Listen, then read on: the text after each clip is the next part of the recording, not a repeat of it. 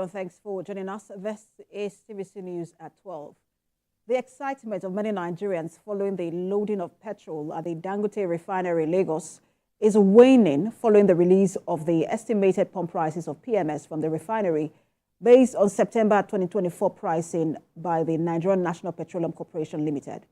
Now, in a statement signed by the Chief Corporate Communications Officer of NNPCL on his official X handle, petrol will retail in the outlets at 950 naira 22 kobo in Lagos State, 960 naira 22 kobo in Oyo State, while residents of Sokoto, Kaduna, and the FCT will buy the product at 999 naira 22 kobo.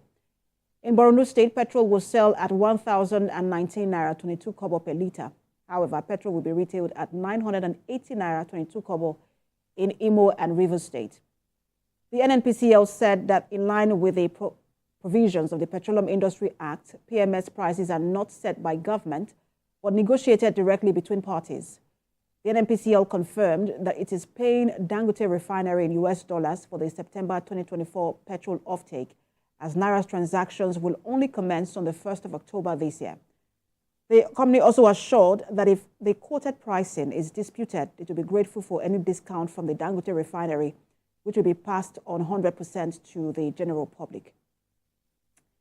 In a swift reaction, the Group Chief Branding and Communications Officer of Dangote Refinery, Anthony Chejina, described the statement from the NNPCL as misleading and mischievous, adding that it sold the product to NNPCL in dollars with a lot of savings against what they are currently importing. It also asked Nigerians to await a formal announcement on its petrol pricing by the Technical Subcommittee on Naira-based crude sales to local refineries appointed by President Bola Tinubu, which will commence on the 1st of October, adding that the current stock of crude was procured in dollars. Now let's turn attention to Bayelsa State, where 1 week after the first oil spill along the Ughelli-Tebidaba pipeline, residents of the community and environment activists are calling for urgent intervention. This comes just as the spill has contaminated fish ponds and arable farmlands along its path. Joseph Kunde has details. This seems like a normal pathway into the Ogbonbiri forest, but it is the pipeline right-of-way leading to the point of a recent oil spill still spreading across the forest due to a lack of effective containment measures in place. Right inside the swamp, everywhere is crude oil. As part of Oil Mining License 63, the community plays host to the Ogbonbiri gas plant and flow station established in 1989 and operated by the Nigerian Ajib Oil Company till a recent takeover of its oil onshore field by an indigenous oil company, Oando. Like most oil-producing communities, Ogbonbiri has experienced several oil spill incidents over the years, some of which were officially declared as equipment failures. However, the community is unhappy with the way oil spill-impacted sites are often left uncleaned, but rather allegedly setting such sites ablaze, referring to a 2021 incident. Some days ago, there was a recent oil spillage that occurred as a result of corrosion in oil pipelines by Ajib. Recently, we've heard that they've been taken over by Oando, but continuously, this is a continuous act by the oil companies around us, not necessarily taking out proper cleanup in the environment. And we are trying to reach out to the world and the government of the day to come to our aid.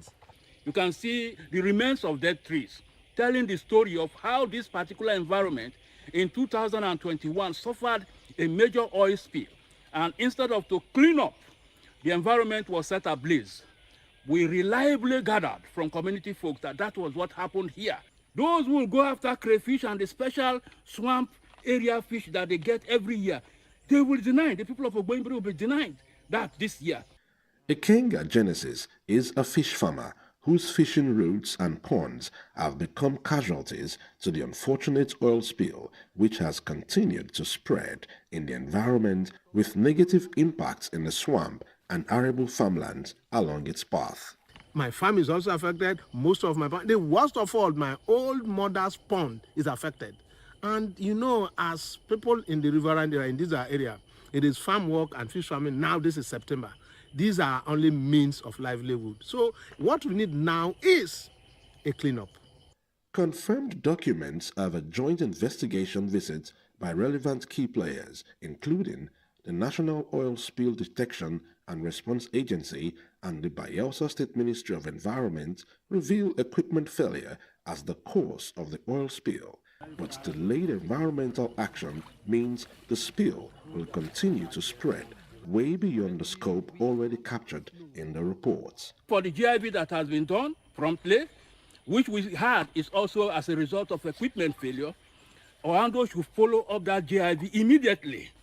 Oil companies should have a contingency plan that immediately after GIV, a contractor for cleanup and remediation would just be mobilized to site.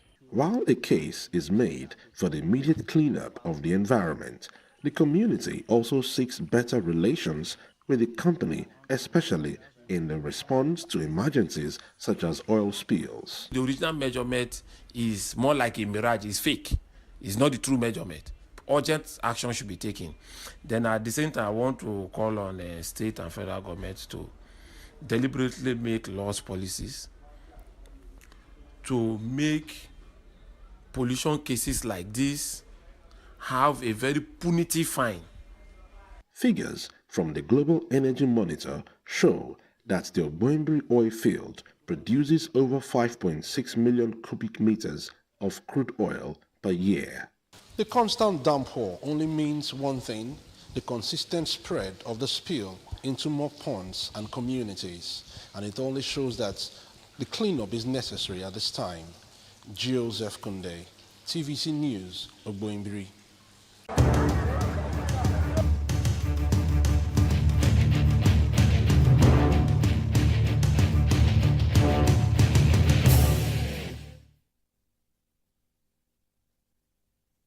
It's day 7 of our coverage of the flood disaster, which claimed thousands of homes, business places, and hospitals in Maiduguri, the Borno state capital. Now, more than 400,000 displaced persons are currently taking refuge at 36 camps in Maiduguri. The Borno state government has now stepped up efforts in providing food and other basic needs of the victims to alleviate their suffering. This morning, the state governor, Babagana Zulum, visited about 12 camps and shared food and cash to families taking refuge at the camps.